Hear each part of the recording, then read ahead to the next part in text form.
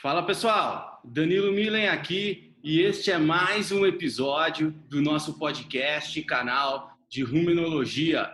Hoje eu estou na presença ilustre do meu amigo Renato Dib, um dos maiores nutricionistas aí de bovinos do país. Hoje o assunto que a gente vai conversar com o Renato vai ser terminação intensiva a pasto. Tenho certeza que vai ser um assunto, um papo muito produtivo.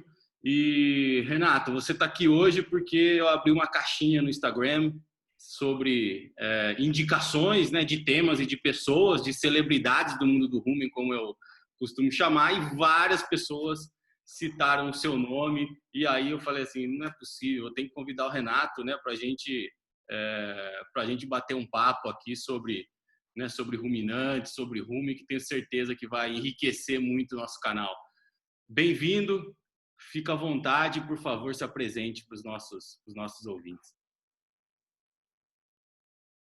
Ô Danilo, eu que fico mas muito feliz de estar aqui participando contigo aí no seu canal. E você não tem noção, assim, a satisfação é enorme você falar isso daí que o pessoal pedindo. Agora, celebridade, eu acho que não, né? Eu, eu realmente faço o que eu amo, e isso para mim é um enorme prazer estar trabalhando na área que eu trabalho, que é nutrição de bovinos de corte. E acredito que é essa grande parte e os resultados bacanas que a gente tem conseguido aí. Então, muito obrigado mesmo pelo convite. Estou muito feliz. Eu estou aprendendo aqui no seu podcast. Cada dia um pouquinho mais a gente vai aprendendo também. Então, é bacana a gente estar aqui. Eu sou zootecnista, né? Formado em Uberaba, na FASU. Esse ano eu faço 30 anos de formado, 30 anos como zootecnista, então é uma história dentro da zootecnia, e isso para mim é de grande orgulho, né? E sou especialista em produção de ruminantes e sou mestre em zootecnia pela Universidade Estadual de Goiás. Eu também sou professor na Universidade Estadual de Goiás nos cursos de medicina veterinária e zootecnia. Fiz agora, em agosto, 18 anos como professor da universidade, que também é uma satisfação enorme poder contribuir um pouco que seja na formação desses nossos jovens, e que tanto o nosso país precisa, né, de pessoas que sejam realmente comprometidas, que tenham conhecimento, para fazer um país diferente. Nós somos essencialmente agropecuários, né, com nossa amplitude de terra, de clima excelente. Então, nós precisamos ser eficientes em produzir e com respeito aos animais.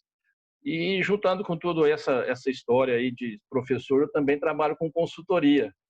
Eu sou consultor em nutrição de bovinos, e eu acho legal isso, né? Porque eu vivo a zootecnia, eu vivo a nutrição e posso trazer isso de volta também para os acadêmicos dentro da universidade, para trazer como é que vamos dizer assim, não é um confronto, né? Mas a informação do campo, que é tão ampla a quantidade de situações que a gente se encontra com a academia. E a gente traz e cruza todas essas informações, todos esses resultados, acho que engrandece também para essa moçada que está aí querendo trilhar o caminho do agronegócio, da medicina veterinária e da zootecnia. Então, eu já tenho um pouquinho de estrada aí desde o início, desde que eu me formei. O meu sonho era ser zootecnista e nutricionista, e eu venho trilhando essa carreira aí com muito orgulho, e é uma satisfação enorme chegar onde eu cheguei. E muita gente fala assim, poxa, você é um cara de sucesso, né? Eu agradeço a Deus por tudo que eu tive, foi com muito trabalho, com muito sacrifício, mas nunca pensei nisso. Na realidade, o que eu sempre quis é mostrar os resultados que nós somos capazes de fazer com muito trabalho, com muita ciência, com muita tecnologia e com muito foco. Então, eu fico muito feliz de estar aqui um pouquinho compartilhando desse trabalho que a gente faz hoje, todos os dias. A gente vive isso. Claro, muito legal, Renato, muito legal o seu depoimento. E hoje a gente sabe que o meio acadêmico está cada vez mais distante do meio prático, né, do meio pecuário, né? Hoje a gente tem uma pecuária dinâmica que muda dia a dia. e o meio acadêmico, infelizmente, né, em muitos cenários aí, não acompanha mais a mudança, né, no meio pecuário, em termos de aplicação de tecnologia, em termos de mudanças, né, que o mercado exige de forma rápida, né? Antigamente era o contrário, né? As universidades estavam na vanguarda, né? Estavam à frente, né, do campo. Hoje tem muita tecnificação no campo, né? E eu costumo dizer que faltam profissionais como você que tem essa ligação dos dois lados, né? Que sabe o que acontece no campo, e sorte dos alunos, né? Que conseguem receber essa informação de você, né? E porque muitas vezes o cara fica lá dentro da academia, né? Não vai para o campo e fica passando aquela informação por 10, 15 anos, né? Pode ser que quando ele começou a ser professor, se tornou professor, ainda fosse de valia, né? Mas depois de um tempo, né, com essa dinâmica que existe, né, dentro do nosso meio, né, pode ser que aquilo lá que os caras estão aprendendo hoje, né, naquele determinado campo, pode não ter mais aplicação prática, né? Então é de suma importância essa, né, eu vejo, né, eu, Danilo, vejo como de suma importância esse monitoramento do que acontece nos dias atuais no campo, para a gente poder trazer para os nossos alunos, né? Os nossos cursos têm que ser, vamos dizer assim, o básico dos cursos, né? Tem que manter aí metade do curso, você mantém o normal, né? São assuntos básicos como metabolismo, bioquímica, coisas que nunca mudam, mas a parte de alimentação, né? Estratégias nutricionais, isso está mudando sempre, né? Isso está mudando sempre. Quem falou que há 10 anos atrás, né? Eu estou aqui vai fazer 11 anos que eu estou na Unesp. 10 anos atrás, quem que ia imaginar que eu ia dentro de uma disciplina de nutrição de ruminantes falar de DDG? Quando que eu ia falar de DDG, né? Ou, né? Sim. Produtos de destilaria. Hoje não, hoje você tem que falar, porque se você não falar isso, ele está na mídia, né? Ele aparece, né, em muitos locais, né? Então tenho certeza que você tem que se orgulhar mesmo do que você faz, do que você fez, porque são poucos, né, que tem a oportunidade, né, na verdade, de fazer essa conexão, né, transitar aí nos dois meios, né? Então isso é muito legal. Isso. Bom, o nosso papo de hoje, né? Quem acessou aqui o vídeo já estava lá no título, né? Terminação intensiva a pasto. Quem está escutando, né? Então, já introduzindo o tema, né? Já introduzimos o Renato. Então, o nosso tema de hoje que a gente vai conversar aqui, investir o nosso tempo em terminação intensiva a pasto, né? Então, o tema também, apesar de, né, para os nossos ouvintes aí, eu conversei com o Renato, né? A gente chegou aí nesse tema, né? Mas também foi um tema, né, que foi solicitado aí também mais de uma vez aí pelos ouvintes do canal, né? Então vamos lá, né, meu amigo? Então vamos falar de TIP, a nossa famosa terminação intensiva em pasto. Eu acho que para a gente começar a falar desse assunto, né, Renato? O que leva, né, você como nutricionista, como consultor, a chegar para o seu cliente e falar assim, ó, eu acho que você deve fazer TIP e não confinamento, né? Eu sei que muitas vezes o cara não tem estrutura de confinamento, mas os boitéis estão aí, né? Então, o cara ele tem o gado lá na mão e ele tem a oportunidade, por exemplo, de mandar um gado para o boitel, né? O que você leva em consideração, né, em termos de não só econômicos, né, mas também fatores técnicos, né, para você definir e falar assim, ó, eu acho que para você, esse cliente específico, você faz TIP, você manda seu boi para o boitel, eu acho que o seu negócio é fazer uma suplementação menos, né, menos agressiva e aí vender os animais como boi magro. Como é que você toma essa decisão para a gente, né, começar a conversar? Danilo, eu acho que isso vem muito a calhar com o que você acabou de dizer. Olha só, o quanto tempo que o quanto é novo o TIP para a gente ainda. O TIP tem pouco tempo que nós estamos trabalhando com isso. Novíssimo. Né? E novíssimo. Então, é o que acabou de dizer. Se a academia, às vezes, não está nem fazendo o TIP ainda, nós já estamos trabalhando com o TIP aqui fora. Perfeito. E essa abordagem que você disse, tudo, na minha concepção, quando eu falo de estar nos dois lados, dentro da academia e também no campo, porque a única maneira que eu consigo ver um processo com rentabilidade econômica é quando você tem uma eficiência zootécnica. Eu não conheço, então se talvez alguém tenha isso e mais informação, nenhum sistema que seja ineficiente zootecnicamente, que seja eficiente do ponto de vista econômico. Então, por isso que eu acho bem interessante juntar essas duas pontas, porque qual que é a decisão quando você pergunta por que fazer o TIP? Primeiro, a gente entra numa questão de planejamento. E quando a gente toma decisão, o que eu faço antes de tudo é um planejamento tentando fazer uma viabilidade zootécnica e uma viabilidade econômica dentro das situações que nós temos disponíveis. Né? Existem sim os boitéis que estão aí disponíveis para a gente colocar o boi lá, com até muita tranquilidade, né? Porque você transfere uma responsabilidade operacional, você tem um custo alinhado com o que você já vai produzir, fica até relativamente fácil fazer essa conta. Mas a decisão, muitas vezes, em realizar um TIP, pode ser por um aproveitamento de pastagem que você ainda tem na sua propriedade, e até mesmo por ser, talvez, mais eficiente do que mandar para um boitel. E quando eu falo mais eficiente, é do ponto de vista econômico. Porque eu vejo que toda a nossa ciência, pensando nos nossos sistemas de produção, ele tem que ter um objetivo comum, que é rentabilidade econômica. Porque melhor que seja uma tecnologia do ponto de vista de ganho, de eficiência, mas ela não for rentável, eu não consigo implementá-la numa propriedade. Então a gente passa a pensar nisso daí como uma forma de um planejamento, onde uma viabilidade econômica tomar a decisão de se fazer um TIP ou não. E um outro fator que eu tenho considerado muito quando a gente fala de TIP, eu penso em TIP, a terminação intensiva a pasto, de duas maneiras. Uma maneira é que você pode explorar o seu pasto também intensivamente. Eu acabei de concluir agora um projeto que nós terminamos no final aqui, vamos pensar, foi em agosto que nós finalizamos, julho, agosto, que nós conseguimos fazer 78,51 arrobas por hectare.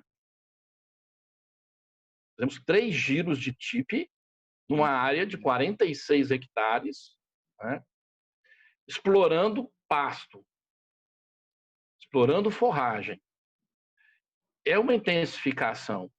Não foi um confinamento a pasto, que é uma outra forma de você fazer TIP. Todos, dos 3 giros que nós fizemos, 2 deles chegaram a ser confinamento a pasto para finalizar os animais.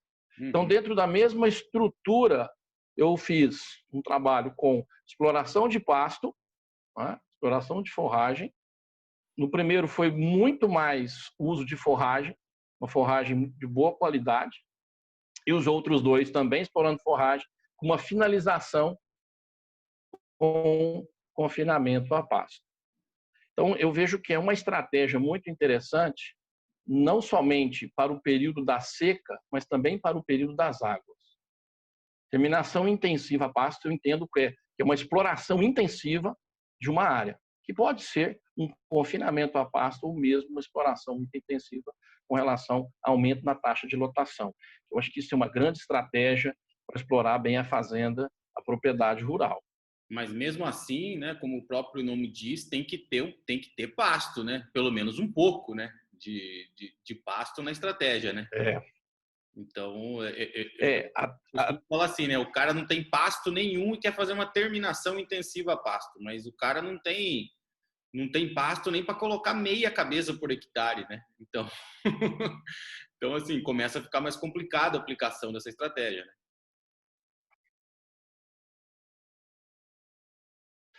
Com certeza. Quando a gente fala intensivo, não quer dizer igual um confinamento a pasto, não quer dizer que eu não tenha que ter forragem disponível para o animal consumir. Né? Até pensando em saúde ruminal. Né? Na verdade, quando a gente entra, vamos falar, no viés de confinamento a pasto, eu já não estou nem muito pensando em qualidade de forragem, em utilização muito efetiva dos nutrientes presentes na forragem. Meu foco mais a nível de campo é muito mais pensando em saúde ruminal, né, em manter uma estabilidade aí de rumen, do que trabalhar com retirando nutrientes daquela forragem. Até porque os nossos confinamentos a pasto aí, a gente tem trabalhado com 2% do peso vivo, 2,1% do peso vivo em concentrado. Uhum. Então, sobra realmente um espaço muito menor para inclusão de forragem, para consumo voluntário de forragem a pasto.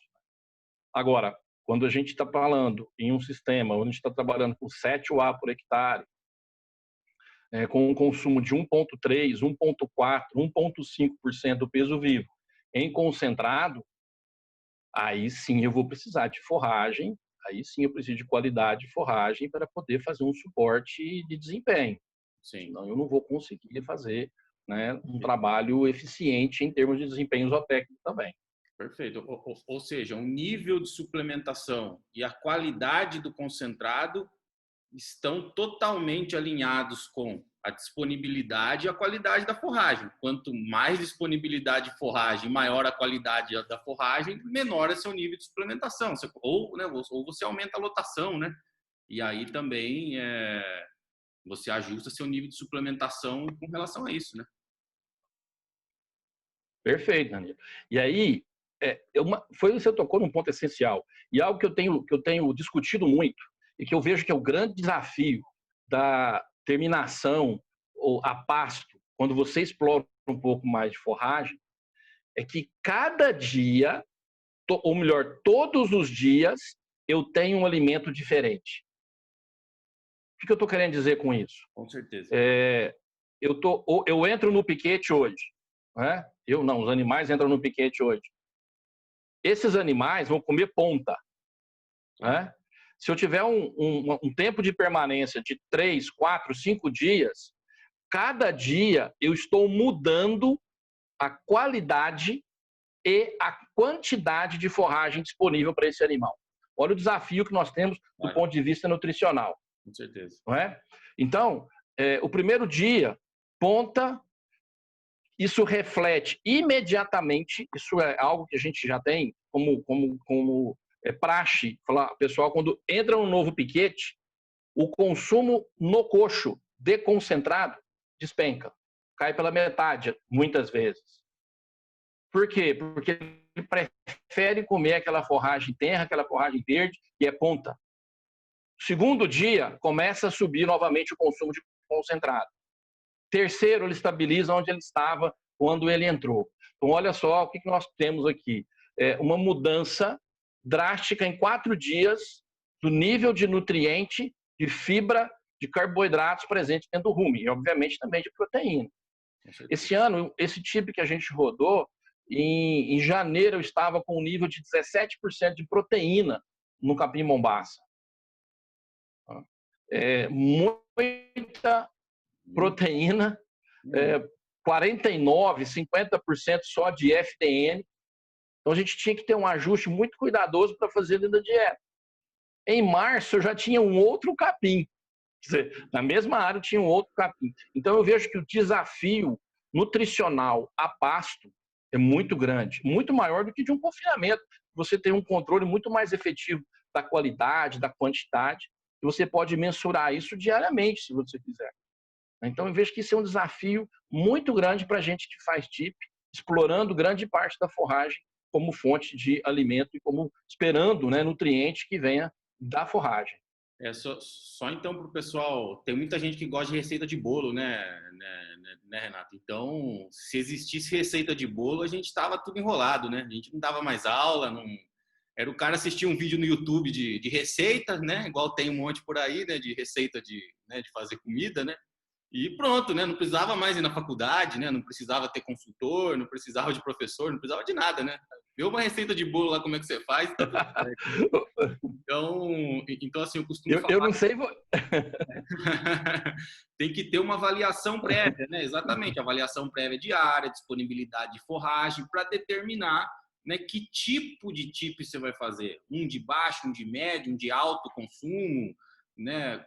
Tipo de ingrediente que vai entrar, né, nessa suplementação com base na qualidade do pasto. Então, são muitos fatores envolvidos, né, que não dá para simplesmente a gente chutar uma bola e falar assim, é 0,5% do peso vivo, né, sem fazer uma avaliação prévia, né. Então, Então, assim, Perfeito.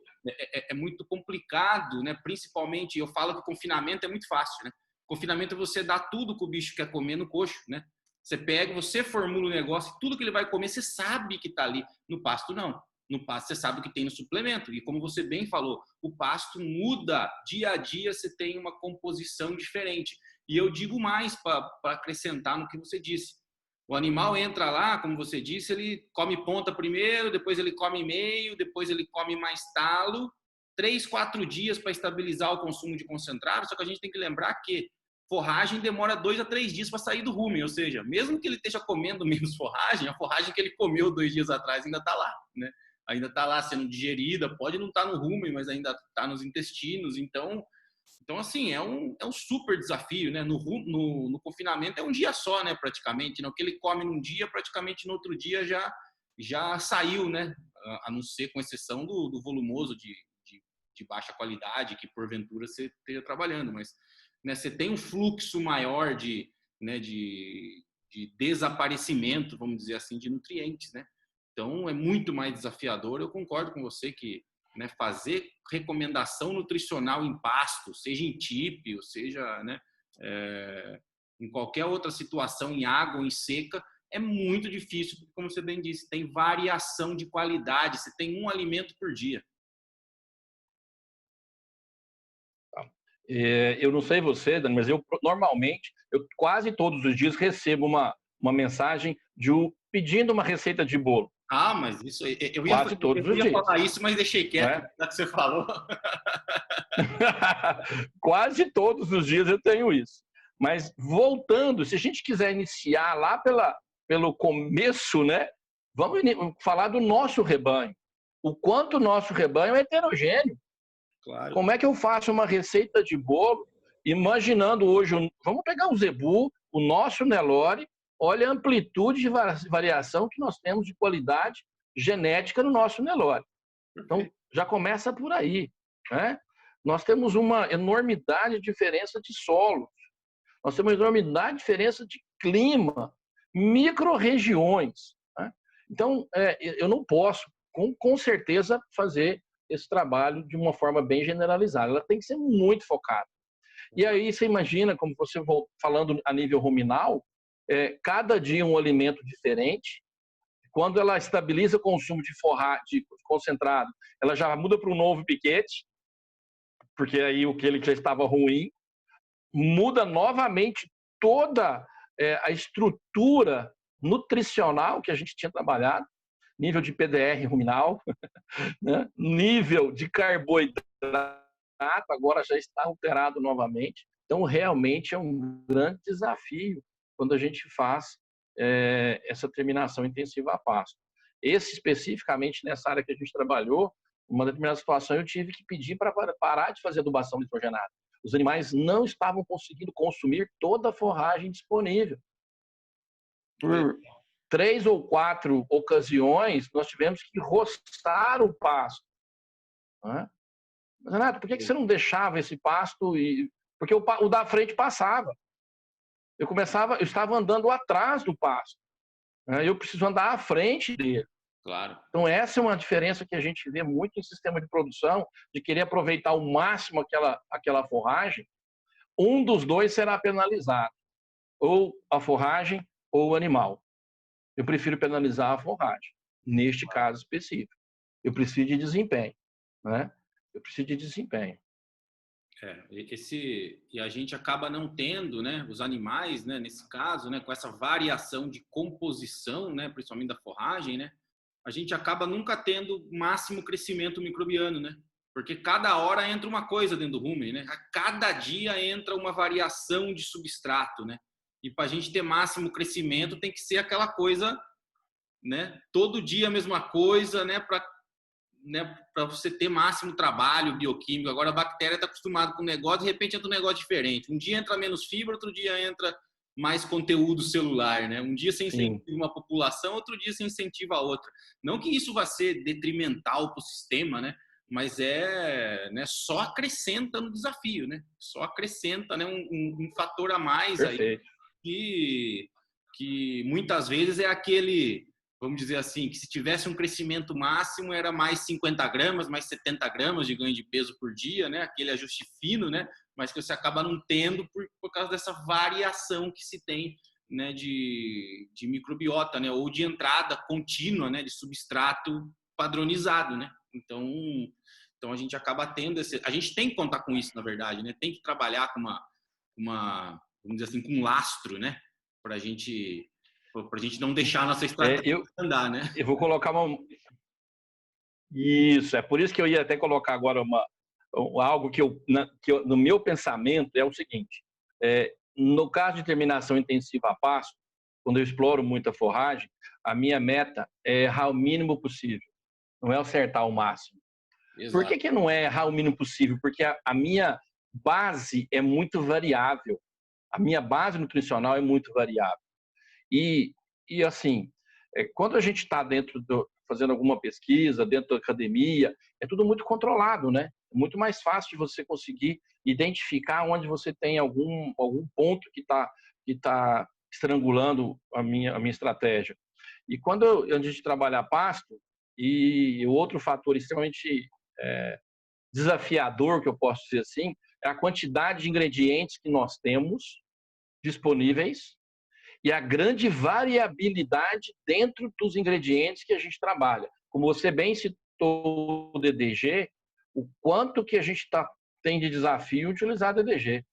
Cada indústria tem um DDG diferente e dentro da indústria eu tenho partidas diferentes de DDG. Eu estou citando o DDG, que você citou esse produto, mas dentro de vários outros alimentos, subprodutos que nós temos aí da agroindústria, a variabilidade é muito grande. É muito grande.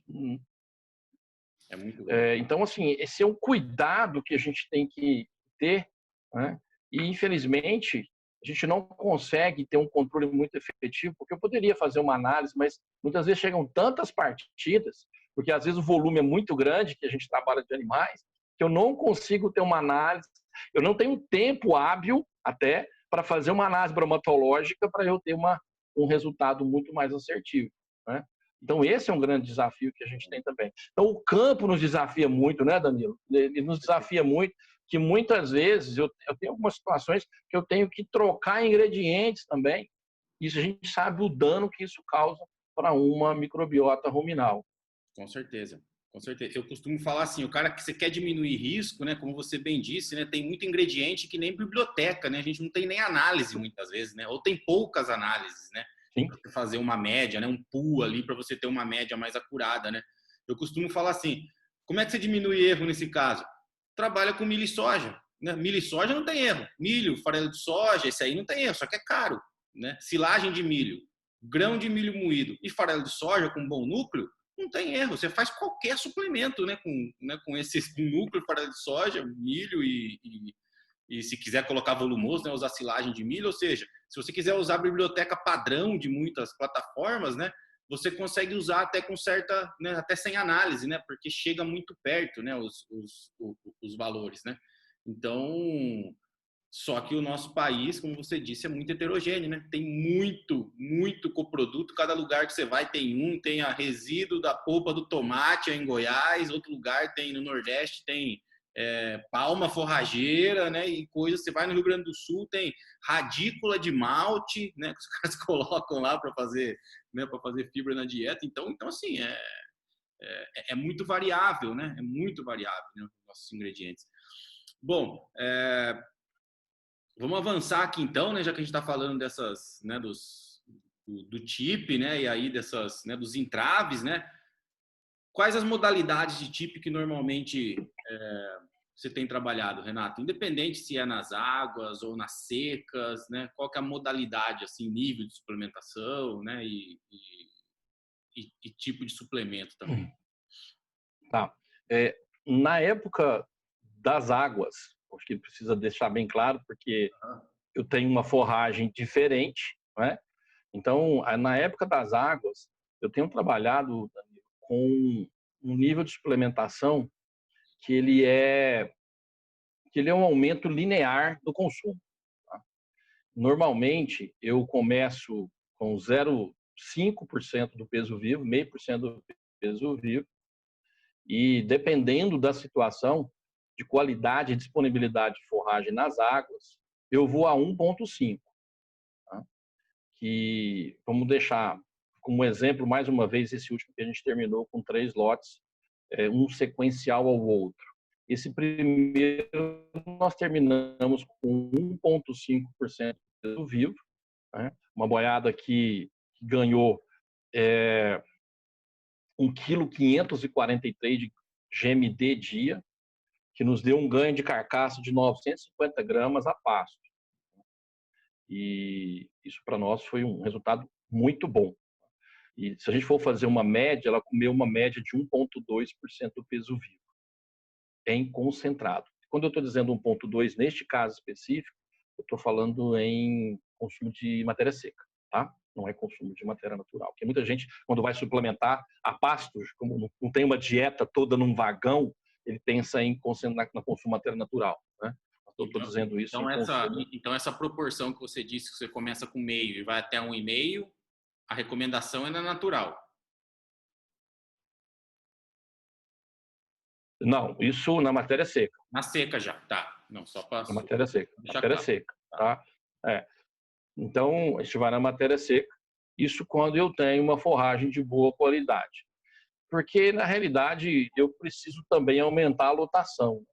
E quando eu aumento o volume de concentrado, isso me dá uma capacidade de suporte maior, por um efeito de substituição. Claro. Na época da seca, quando eu tenho uma forragem de pior qualidade, normalmente eu faço uma adaptação prévia, explorando, não vamos dizer seca, mas na transição, que eu ainda consigo usar muita forragem, eu já começo com 0,8% do peso vivo, tá? E isso a gente vai até 1,8% do peso vivo na matéria seca. Porque eu já preciso depender um pouquinho mais do concentrado, porque essa forragem já não me dá um suporte nem de volume, em termos de quantidade para suprir, saciar o animal, e também não dá um suporte nutricional do ponto de vista aí de energia e proteína. Então a gente trabalha com um nível mais alto. Sim, e você tem uma forragem de pior qualidade. Desculpa. Também, né? Que apesar dela ser de pior qualidade, mas ela é mais efetiva para estimular a ruminação. Então você pode começar com nível, né, em teoria, com nível de concentrado mais alto, porque você tem, né, o resguardo da forragem ser de pior qualidade, ter uma maior efetividade, na verdade, né? Sim, exatamente. E quando aí a gente já vai explorar esse animal que está neste sistema e a gente vem evoluindo, e eu preciso concluir ele já quase que praticamente com um nível de forragem de baixa disponibilidade, já transição, já estou falando de maio, de junho, eu então tenho trabalhado aí na ordem de 2% do peso vivo na matéria seca. Renato, a última frase... Realmente, a gente dá todo o suporte energético, nitrogênio, mineral e aditivo. Renato, tá cortando um pouco, tá? Você me ouve bem? Já voltou agora, melhorou? Eu estou te ouvindo bem. Tá. Melhorou? Tá, melhorou. Então começou a cortar quando você começou a dizer dessa transição, né, do 0,8 para 1,8, chegando até 2% do peso vivo, né? Essa explanação ficou bem cortada, se você pudesse repetir. Tá. Posso, claro. Eu estou dizendo que quando eu já tenho uma forragem por volta de maio, junho, que ela está em quantitativamente baixa disponibilidade, e a gente tem que trabalhar com um nível maior de concentrado para compensar essa falta de qualidade e a quantidade também. E aí sim a gente trabalha com 2% do peso vivo, e aí eu estou basicamente esperando que essa forragem seja suficiente para manter saúde ruminal. Mas esse animal já vem muito adaptado, né, Danilo? Porque ele já está acostumado a comer esse concentrado e ele vem com uma certa tranquilidade migrando para 2%, sem praticamente nenhum distúrbio metabólico que seja, vamos falar assim, clinicamente detectável. Tá? Ele está muito tranquilo com relação a isso. Quanto Então, tempo? essas duas estratégias, secas e águas, a gente tem usado bastante. Desculpa. Não, tranquilo. Quanto tempo, usualmente, tanto na seca quanto nas águas, dura essa terminação? Assim, contando todo o tempo, né? Desde que eles entraram, né? Você se adaptou, Então, até bater. Quanto tempo dura, mais ou menos? vamos colocar esse primeiro lote que nós começamos, vou te dar esse exemplo bem clássico, que a gente já tem feito isso. Eu tive um lote aí que nós fizemos com 160 dias de terminação intensiva a pasto. Nós fizemos 7,7 UA por hectare de média. Né? Esse primeiro lote ficou 126 dias. 4 meses. O segundo lote, 163 dias. E o terceiro dia, 82 dias. Então, você vê que tem uma variação muito grande em termos de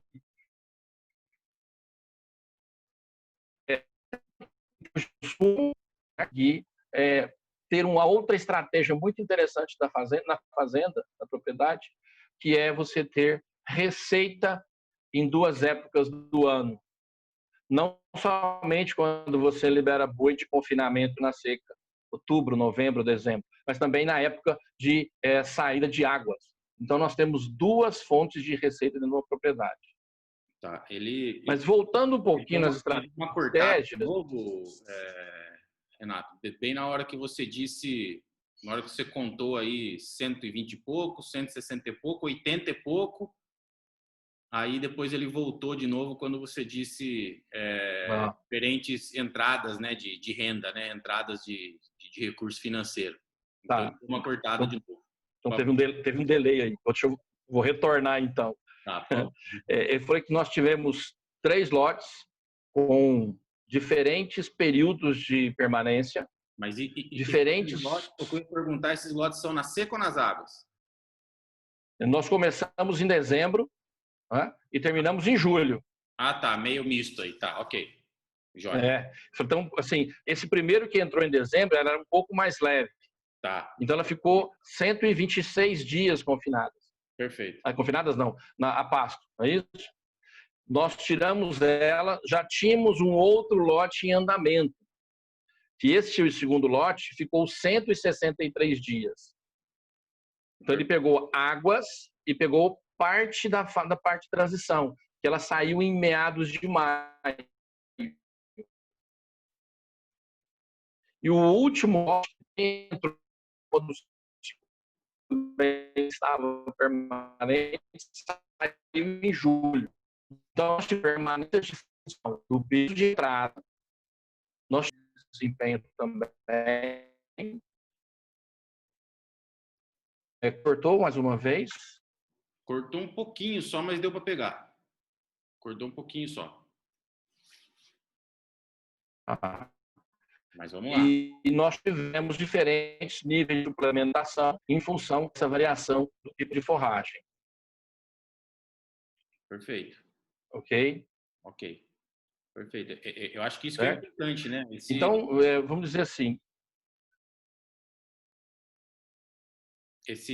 Essa diferença de...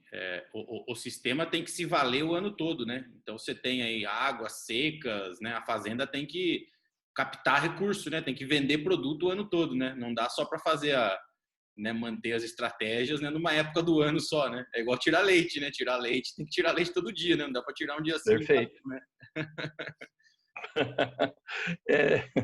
E outra coisa importante, acho que na terminação intensiva a pasto, quando você explora a forragem, é que nós também temos um outro grande desafio, que nós dependemos de clima. Ou seja, tem que chover na época das águas, senão eu não tenho capacidade de rebrote. Nós tivemos uma ocasião em 2018, nós tivemos um veranico de 23 dias em janeiro. Não choveu. Tá? Então, a estratégia que nós tivemos que usar é utilizar silagem que nós tínhamos ainda disponível para dar suporte quantitativo para o gado. Senão acabava com os pastos também. Rapaz. Com isso, a gente tem que tomar muito cuidado. Porque muitas vezes a gente não tem... Porque assim, vai chover. Ok, e se não chover? Como nós não tivemos chuva. Então, nós tivemos que dar um suporte com silagem mesmo na época das águas. Então, você me fez uma pergunta, quais os tipos do tipo? Então, se eu tenho uma forragem de boa qualidade, eu tenho um nível de exploração utilizando mais a forragem e um pouco menos de concentrado. Perfeito. Quanto a minha forragem piora um pouco, eu estou indo mais para a época da seca, eu quero continuar explorando a forragem, aí eu tenho que aumentar o nível de concentrado e, claro, né, adensar ele um pouco mais, principalmente na parte energética. Agora, nós temos também, que é outra estratégia do TIP, que é já fazer o confinamento a pasto. E aí a gente tem um desafio muito maior, porque nós temos menos tempo para fazer esse período de adaptação. E eu costumo trabalhar com uma adaptação de 15 dias para eu chegar no meu ponto de consumo máximo de forragem, ou melhor dizendo, não o máximo, mas onde eu já quero ter um nível de consumo elevado de concentrado, desculpa, na ordem de 1,9% a 2% do peso vivo. Perfeito. E aí a gente tem 15 dias para fazer isso. Perfeito. E esse é um grande desafio. E normalmente a gente está recebendo o animal que vem de pasto, né? Sim.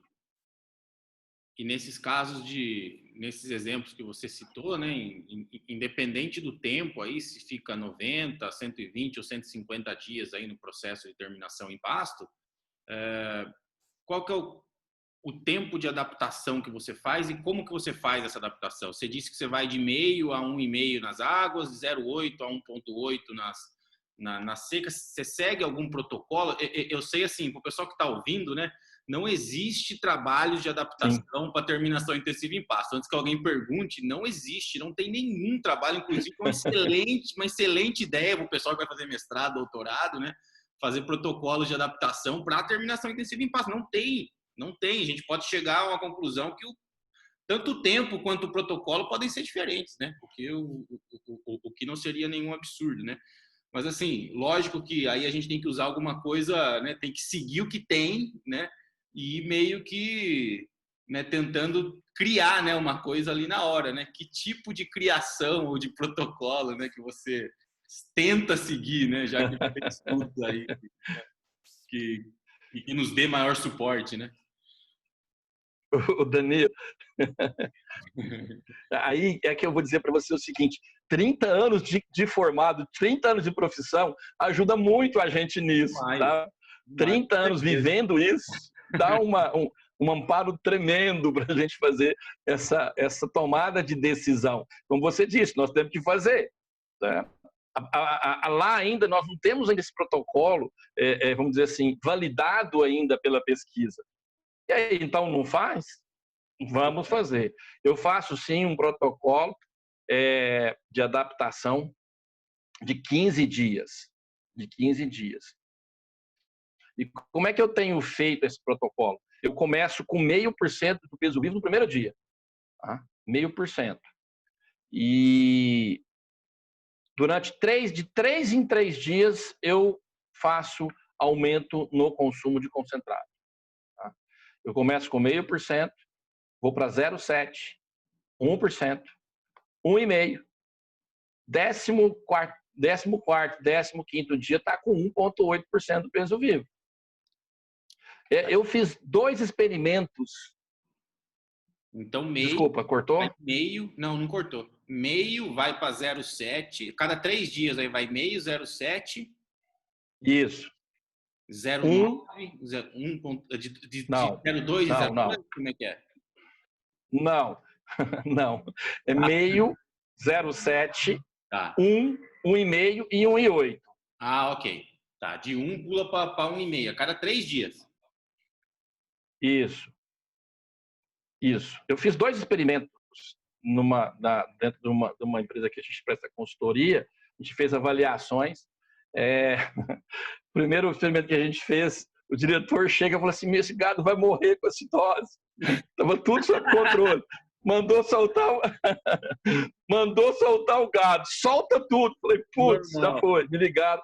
Mandou soltar o gado. Não tem problema. Começa de novo. E nós começamos.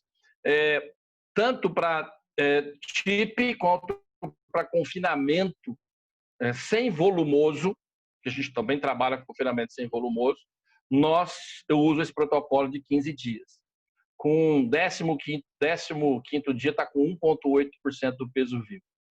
Danilo, nós temos tido muito sucesso com gado comercial, né, com esse protocolo, porque a gente já vem com com 3 em 3 dias, é rápido, né? A gente precisa ganhar tempo, mas sabendo que um ou outro animal vai ter algum distúrbio, né? Sabendo que não seria o ideal, até porque a gente tinha uma validação aí da academia, a gente ainda não tem essa validação, mas a gente tem tido um resultado bem interessante. Eu já tenho 1 ano e meio que eu tenho feito esse trabalho com esse protocolo, e inclusive em fazendas que o desafio é muito grande, porque aí a gente não está acompanhando, né? Fala, olha, funciona assim, faça assim. E quem toca a equipe de operação da propriedade. E tem dado muito certo. Aí, a partir disso, é 2% do peso vivo. Quando a gente está usando o confinamento sem volumoso, até o 15º dia, o animal tem acesso ao pasto. No 16º dia em diante, ele não tem acesso ao pasto. Eu não tive a oportunidade de trabalhar com feno. Eu gostaria muito de ter trabalhado com feno, essa adaptação. Sim. De animal para confinamento sem volumoso, que não é o nosso tema hoje. Mas eu não tive a oportunidade de trabalhar isso. Eu tenho ainda que usar pasto e concentrado.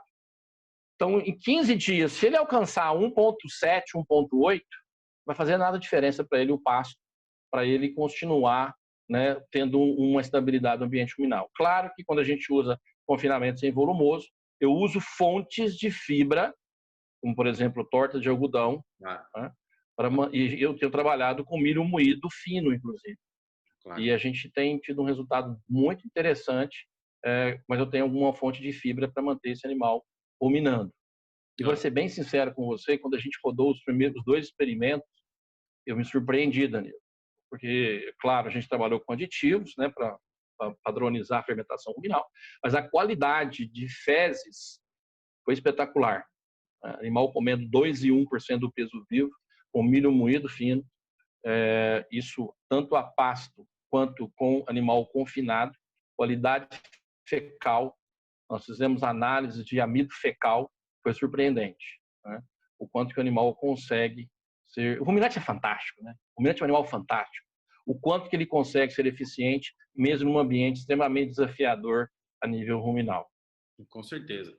Com certeza. Eu costumo, quando me perguntam sobre adaptação de animal em pasto, né, em TIP ou qualquer sistema que dá concentrado, né, o que a gente tem na literatura de dado, né, é que o ruminante ele consegue comer até 1,2% do peso vivo em concentrado, sem precisar adaptação, desde que se tenha forragem à vontade para ele comer também. Então, você pode dar aí, vamos dizer, se você pegar um animal, balizar num animal aí de 400 quilos, né? 1,2% do peso vivo dá quase 5 quilos, né? Dá 4,5 aí, 4,8, né? Quilos de matéria seca, e você pode fornecer logo de cara, sem precisar de adaptação, desde que tenha pasto suficiente, que ele consiga comer pasto à vontade, né? Não seja, né, problema a disponibilidade de forragem, e até 1,2% do peso vivo, né? Então, assim, óbvio que isso é o limite, né? E a gente não vai sair recomendando limite nos nossos sistemas, né? Até porque a gente não pode garantir que todos os animais vão comer só esse limite, né? A gente sabe que uma suplementação em pasto, muitas vezes os animais comem muito rápido, né? Sim.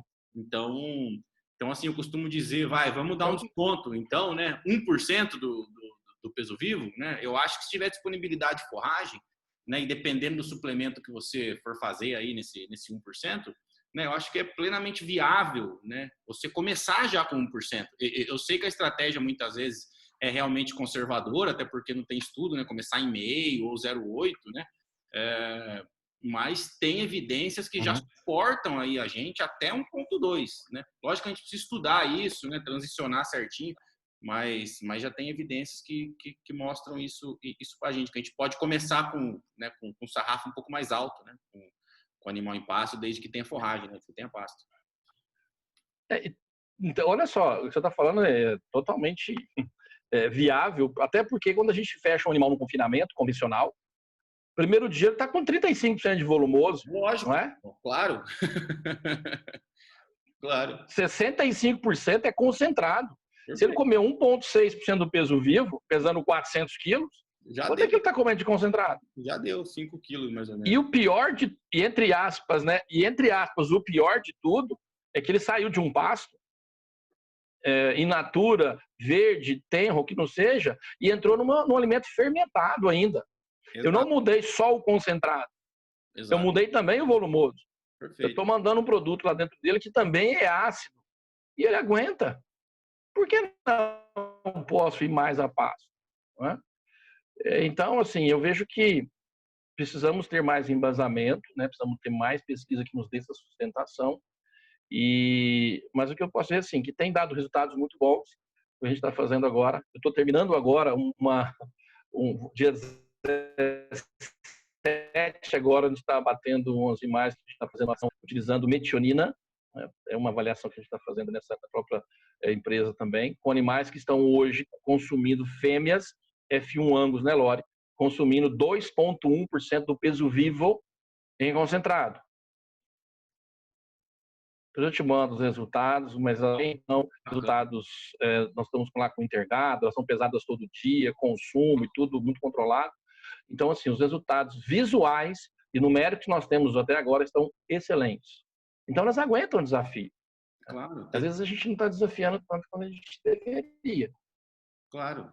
Tem que gerar dado, né, Renato? Não é só um experimento direcionado, né? A gente tem que gerar dados, né? E não é só um experimento, é 2, 3, 4, 5, até aquilo se consolidar, né? Até aquilo realmente confirmar que a estratégia é viável, né? Ou recomendar uma faixa de transição, né?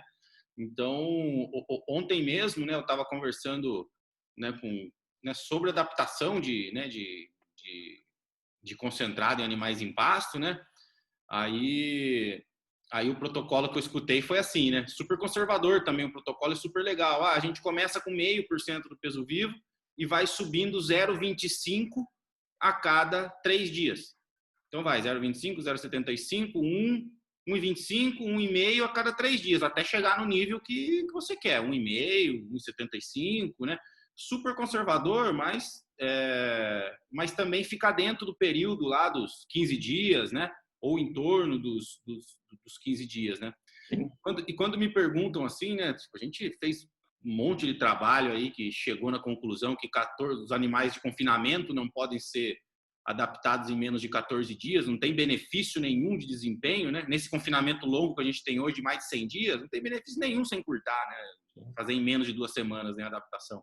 E eu costumo falar o seguinte, que é mais ou menos o que a gente está falando aqui.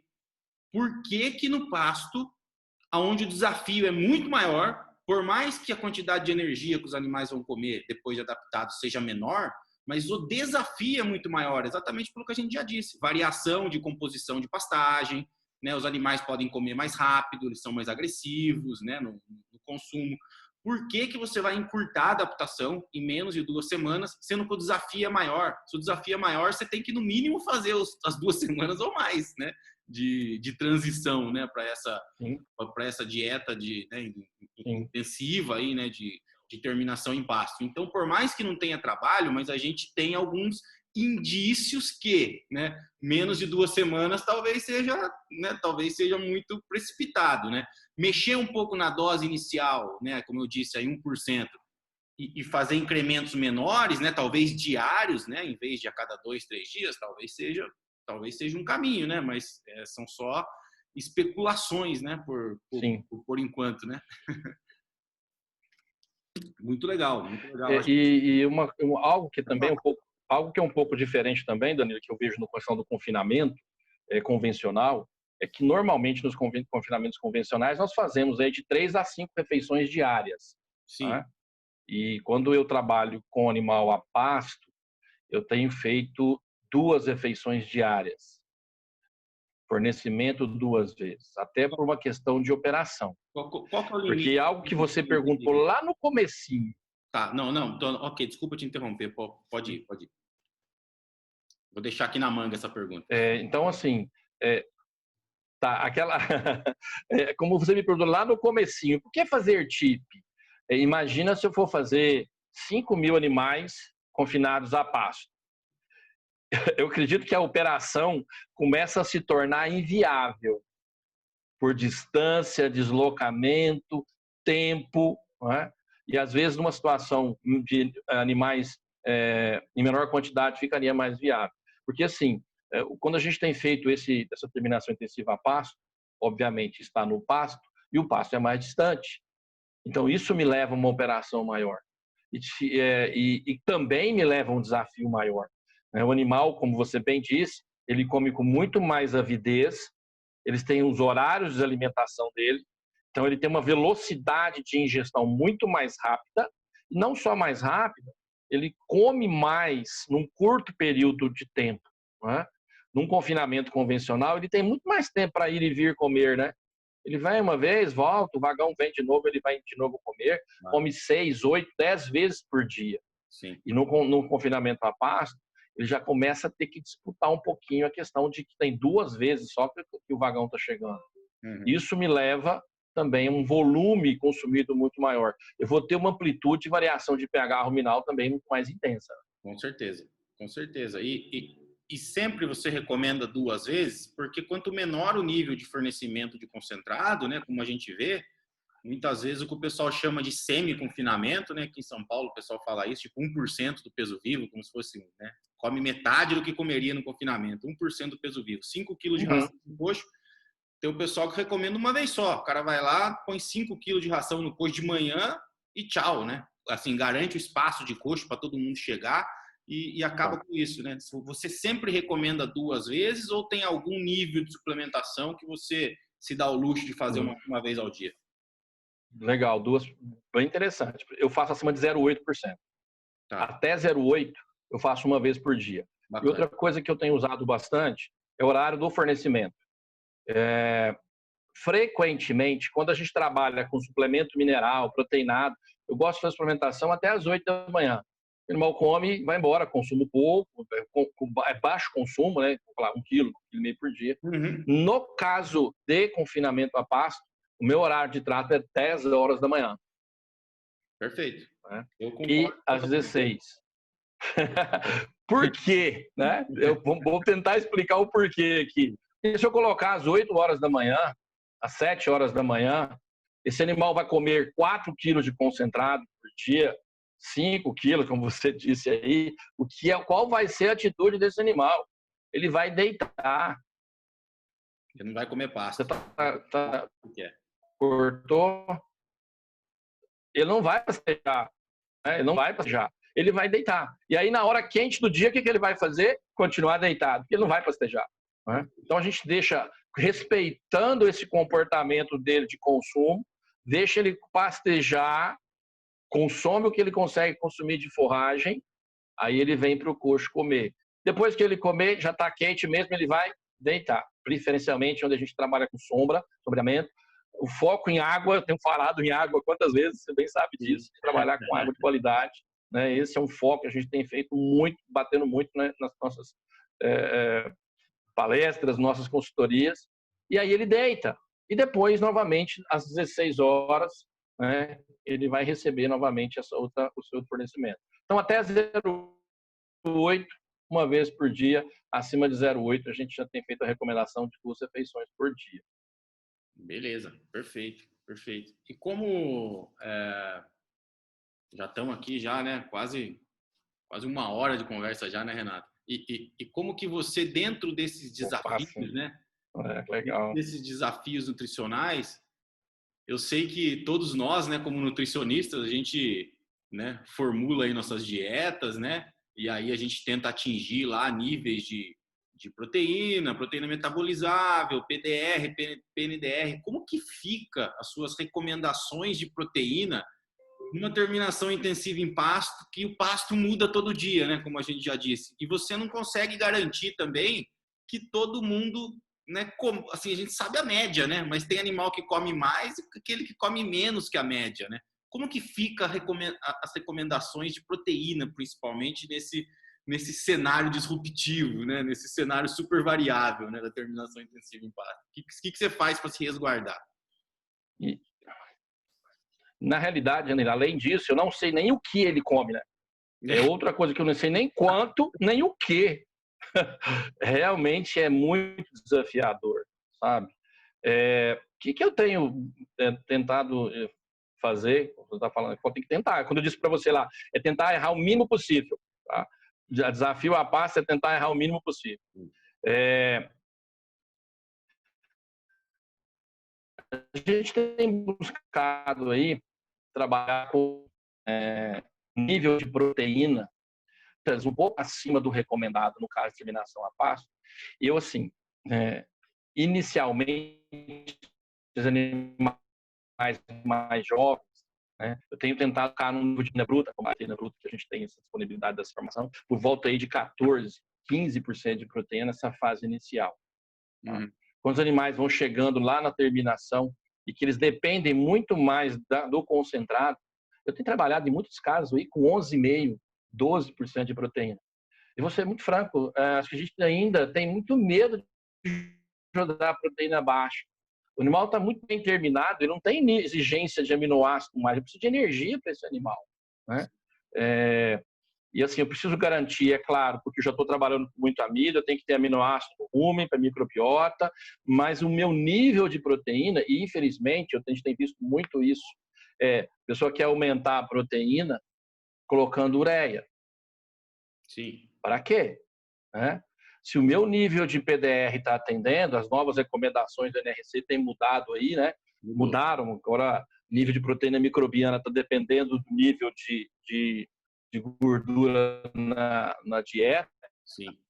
E no nosso caso, às vezes eu tenho que tomar muito cuidado, tenho trabalhado muito com torta de algodão, caroço de algodão, farelo de germen de milho, que eu tenho disponibilidade de usar muitas vezes, principalmente na seca, nas águas, e entra num novo desafio, Danilo, que é usando óleo livre em forragem com grande quantidade ainda de forragem sendo consumida.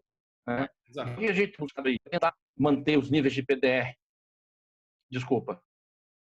Não, baita você fez uma consideração, não ouvi, cortou. Baita desafio. Sim, é um baita desafio. Cultura associada. Frequentemente, né?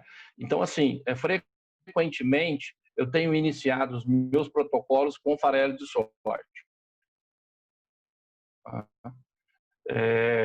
Para garantir um consumo de proteína, vamos falar assim, pensando na qualidade melhor de proteína, e normalmente eu tenho migrado por questões de operação para a torta de algodão, farelo de algodão, caroço de algodão, em algumas situações com DDG. Né? Eu tenho usado no Mato Grosso DDG. Então, isso também me traz um novo desafio, né? Que eu também preciso garantir PDR. Eu formulo usando o NRC novo, que eles não querem que chame de NRC, o novo software deles. Mas eu formulo com ele, então sempre buscando aí ter informações de análises que a gente sempre trabalha com os alimentos que a gente busca, usando níveis de proteína mais altos no início, nessa fase de crescimento, porque eu não estou mais chamando de recria, estou buscando um nome para... Eu tenho a fase de cria, a fase de crescimento e terminação, que recria quem está fazendo de novo, né? Vou recriar, vou fazer de novo. Então, nessa fase de crescimento, buscando um nível de proteína na ordem de 14% até 16%, e a gente vem reduzindo proteína até chegar aí na ordem aí de 12%, vamos falar de 11,5% que eu cheguei a usar, até 12,5% de proteína na dieta, considerando uma análise de forragem, né, tentando mensurar consumo de forragem, entrada e saída, como você bem disse, não dá para saber o quanto, mas a gente faz uma mensuração quando a gente tem acompanhamento, e tentado usar o máximo possível aí de amido, né, quando a gente tem na fase de terminação já desse animal, buscando aí muitas vezes aí níveis de 40%, 44%, 45% de amido nas dietas. Bem pesado. Então, em alguns casos, você usa o farelo de soja como um adensamento proteico, vamos falar assim, já que o animal come menos na transição. No início. No início, né? Aí você vem tirando o farelo de soja. No início. Na hora que ele adapta, ele já está sem o farelo de soja e aí você entra, né, com DDG ou com outras fontes, algodão, né? Depende, Danilo, assim, do peso do animal. Animais mais jovens, eu tenho trabalhado com um pouco mais de tempo com farelo de soja, certo? Até chegar na ordem de 360 a 390 quilos de peso vivo. Partiu disso daí, exatamente.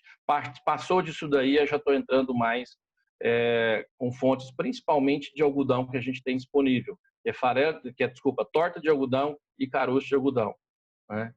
E numa fase final, quando possível, tá? Eu tenho trabalhado inicialmente com torta, depois eu migro para o caroço de algodão, quando eu preciso um pouquinho mais aí de adensar essa minha dieta. E a vantagem do caroço é que o óleo está dentro, né? Então ele tem que remastigar para poder liberar. Ao contrário da torta, que já está livre e o animal recebe isso com uma carga mais imediata, né? Eu vejo essa como uma excelente estratégia, porque você praticamente não muda o produto, né, o ingrediente, porque a torta é só o caroço amassado sem óleo, né? Então, perfeito. Você só coloca o óleo a mais. A microbiota do rumen não usa óleo para fazer crescimento, então praticamente o substrato para a microbiota se mantém, só que você está dando mais óleo para o animal, né? Eu acho que é uma estratégia legal. E outra, pensando nisso, que assim, como eu tenho farelo de soja, passo para a torta, e eu ainda estou dependendo de forragem. Claro. Né? E quando eu migro para o caroço, eu já não estou mais dependendo tanto da forragem aí como fonte de nutriente. Né? Eu já estou dependendo dela mais como fonte de manter saúde ruminal, mesmo usando o caroço, que já me dá uma tranquilidade em estimular a mastigação e ruminação, né? Porque realmente ele é bastante efetivo. Perfeito. Perfeito. Só uma observação, eu também tenho usado, né? Eu uso diversos programas aí de formulação, né? E eu uso bastante o NRC novo, né? O Nazen, ou BCNRM, né? Como o pessoal queira aí que chame. E eu validei algumas dietas minhas e dos outros também, né? Os colegas nutricionistas aí, né? Eu pedi já para vários me mandarem dietas validadas, né? Falou, os animais comeram essa dieta, ganharam tanto, né? O GMD medido, né? E assim, todas as dietas que eu coloquei nele validadas, todas, sem exceção, de diferentes empresas, diferentes nutricionistas. A variação, o erro da predição do ganho é de 10 a 20 gramas por dia. 10 a 20 gramas. E o que eu quero dizer, para você ter esse resultado, você tem que colocar a informação dos ingredientes certinha, né? Analisar os ingredientes, mudar lá a composição e as informações dos animais também, né? Tem que colocar certinho a informação do animal, de peso, score de condição corporal. Na hora que você coloca a informação de animal, ingrediente, assim, ao pé da letra, é o que está ali, você está imputando, né, informação num sistema que vai fazer uma predição. Não tem como você imputar a informação errada e esperar que ele dê uma predição certa, né? Ou seja, já tem uma margem de erro, né? Você vai querer colocar uma coisa... coloca a informação errada, quer que ele dê, né? Menos com menos dá mais, né? Nesse caso, não, né? Então eu tenho tido aí... Danilo, eu tenho falado uma coisa que é... Eu tenho falado uma coisa assim, se você fez errado, tá tudo certo, dá errado, sabe? Você, eu fiz assim, deu errado. Falei, cara, tá tudo certo. Mas como tá tudo certo? Você fez errado, como é que você quer esperar que dê certo? Exato. Tá tudo certo, tá errado. É óbvio, né? Então é perfeito, assim, quando a gente, que eu vejo aí quando você fala do software, o grande desafio é você imputar as informações corretas. Exato. Esse é o grande desafio. E realmente, quando você fala do software do NRC, tem muita informação que você precisa alimentar e que isso é que vai te definir o seu sucesso ou não. E eu posso dizer que eu tenho usado, acho que foi lançado em fevereiro de 2016, né? Isso. Em março de 2016 eu comecei a usar esse software, estou usando até hoje. Eu gosto muito, ele é muito fácil de utilizar, intuitivo e tal. E a gente estuda muito nutrição ali, né? Claro, perfeito. Eu costumo usar assim, né? Eu uso o LRNS, eu uso o NRC velho também. Quando eu não tenho informações precisas, eu uso o LRNS. Eu também. Quando eu tenho informações muito precisas, assim, que eu sei que dá para confiar, aí eu uso os dois, mas a decisão final vai no NRC novo, né? Inclusive, por exemplo, ele tem 3 níveis de reciclagem de nitrogênio, né, que você pode escolher. Você pode usar nenhum, você pode usar do NRC anterior, do NRC novo e de um outro trabalho lá, que eu não lembro agora de quem é. Mas assim, eu fiz vários testes em que a reciclagem de nitrogênio estimada, né, pelo NRC novo é o que encaixa melhor ali nas nossas predições para o Brasil, né, que é a opção 3 lá, né, né, de reciclagem, né. Então assim, também tem essa, né, tem algumas opções que o nutricionista tem que ir testando ali, né, para ver se a coisa bate, né. Não é só imputar informação, né, tem as opções que o modelo te dá também, né. Tá joia, Renato. Excelente. Uma última pergunta aqui para a gente finalizar, né? Nesses animais de TIP, que usualmente são mais agressivos, né? Na chegada, no coxo, né? Você tenta usar alguma estratégia de aditivo para conter um pouco essa agressividade, tipo usar uma associação de monenzina com virginamicina, ou jogar uma dose mais alta de monenzina para ver se dá uma freada, né, no consumo para não ir tão agressivo? Você chega a usar alguma estratégia desse tipo em algum tipo de dieta ou não? Ou você tenta deixar o consumo o menos impactado possível para ele subir aí, né, à vontade, de acordo com o que você quer?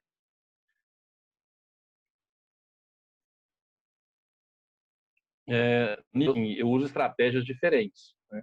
Eu tenho usado bastante monenzina associado com virginamicina, né? E tenho usado monenzina também sozinho. Mas quando eu tenho usado monenzina associado com virginamicina, eu já tenho feito isso também buscando melhorar consumo na fase inicial. E muitas vezes o desafio grande que nós temos na fase inicial é consumo, né? Inclusive em confinamentos convencionais. E o que eu tenho feito? Eu trabalhado com doses maiores de virginamicina no começo e diminuído a dose de monenzina. Tá? E depois eu faço uma inversão para tentar modular esse consumo, usando monenzina em maior quantidade e diminuindo um pouco a virginamicina. Tá. E um ano usando dessa estratégia, eu vi que foi muito interessante, e quando eu preciso fazer consumir, ela tem feito esse efeito de ser mais efetiva e mais linear o consumo. E quando eu preciso modular mais, que vai chegando numa época aí que eu posso ter um desafio um pouco maior, né, e se eu tiver um consumo muito rápido, a monenzina tem sido feito de uma forma mais eficaz.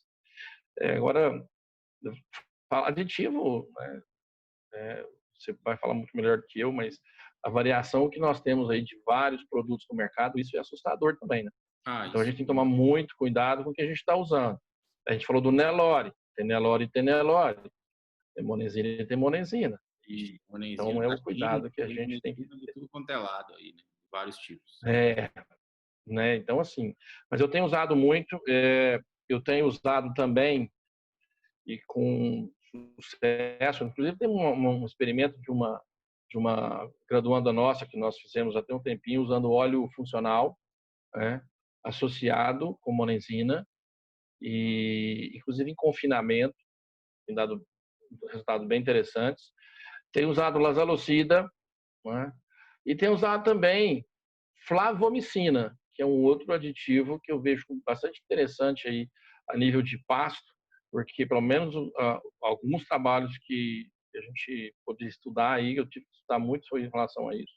Já tem uns 8 anos que eu uso flavomicina, dessa modulação aí dessa proteólise ruminal. Você minimizar um pouco a quebra da proteína. Sim. E isso melhora um pouco esse fluxo aí de PDR. Então eu tenho usado vários aditivos e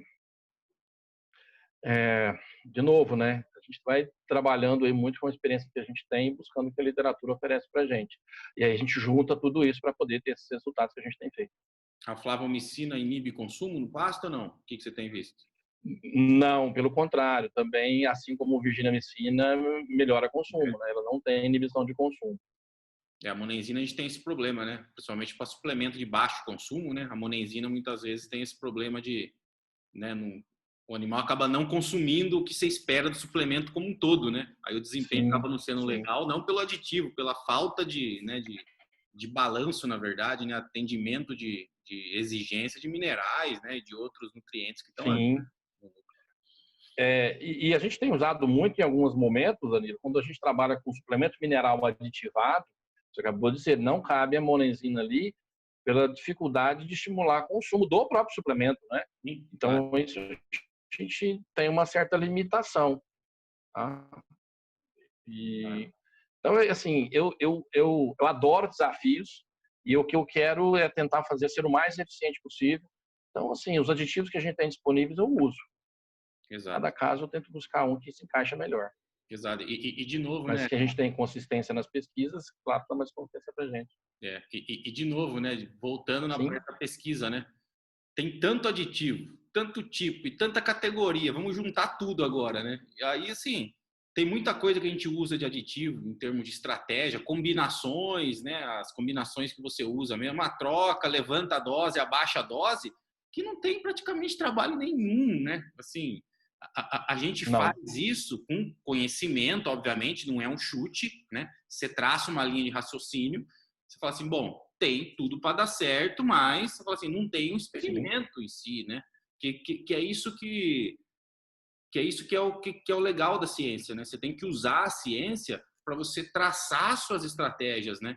Muitas vezes você não vai ter um trabalho, muitas vezes nunca vai ter um trabalho desse, né?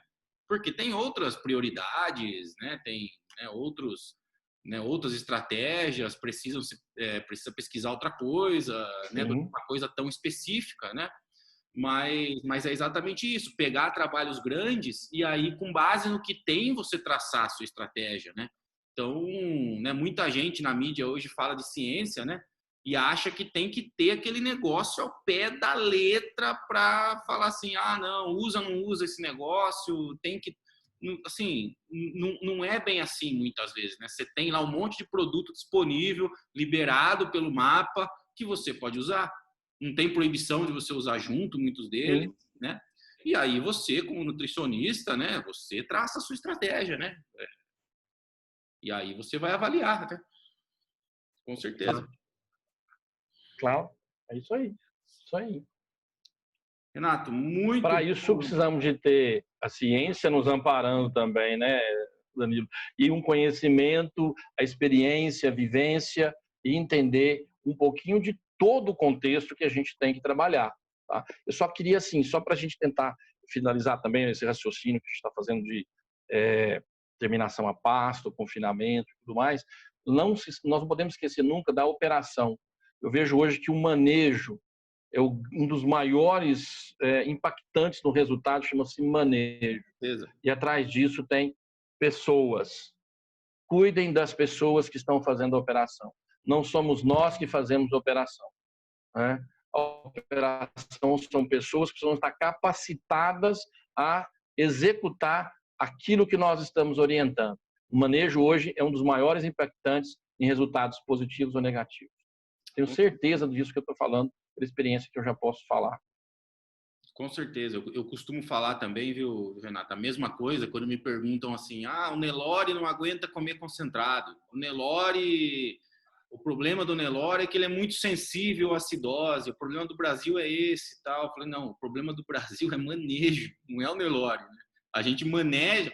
Coincidiu que, Perfeito. né, tem um fator de confundimento aí, né? A raça predominante é Nelore. A gente faz um manejo errado, grande chance de ser em cima do Nelore. Aí você vai culpar o Nelore? Não. O problema do Brasil é manejo. Sim, Com perfeito, certeza, com certeza. perfeito. Meu amigo, sensacional a conversa. Muito obrigado pelo seu tempo. Tenho certeza que se a gente ficar conversando aqui, a gente vai, né, vamos passar uma semana aqui. Tem Com muito assunto, certeza. né? Tenho certeza que a gente vai pensar mais algum assunto aí. Vamos gravar mais um episódio, porque, né, tem muita coisa para a gente falar e para a gente transmitir aqui para os nossos ouvintes, com toda certeza. Agradeço demais pelo seu tempo, né? E aí, se você pudesse deixar uma mensagem final aí para os nossos ouvintes, principalmente aqueles que estão aí na empreitada aí da formação na zootecnia, né, na veterinária, na agronomia, se você pudesse deixar uma mensagem, como zootecnista, como professor também universitário, para ajudar essas pessoas a se darem bem na carreira aí, como você, seria assim muito legal. Danilo, então, assim, para a gente encerrar, eu primeiro queria te agradecer imensamente e não posso deixar de parabenizar por esse grande trabalho que você faz. Você sabe que sou um grande admirador seu, como não só como professor, mas como pessoa. E o trabalho que você tem desenvolvido aí nesse levantamento dos confinamentos que você faz, isso tem mostrado a evolução do nosso Brasil. Esse seu projeto, desse podcast seu, fantástico, né?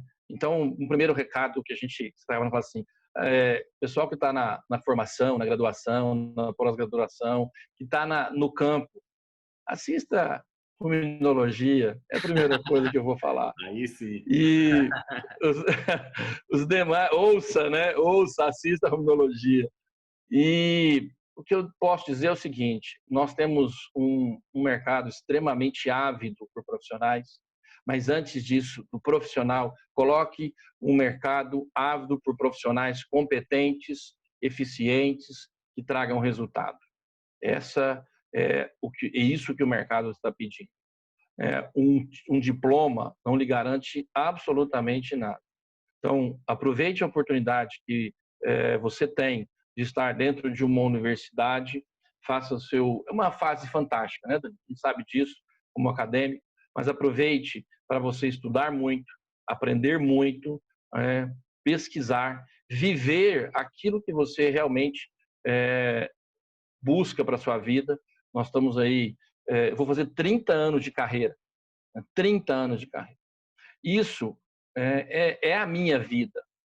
Então, eu foquei, eu me dediquei, e o que eu digo de mais importante, coloque amor no que você faz.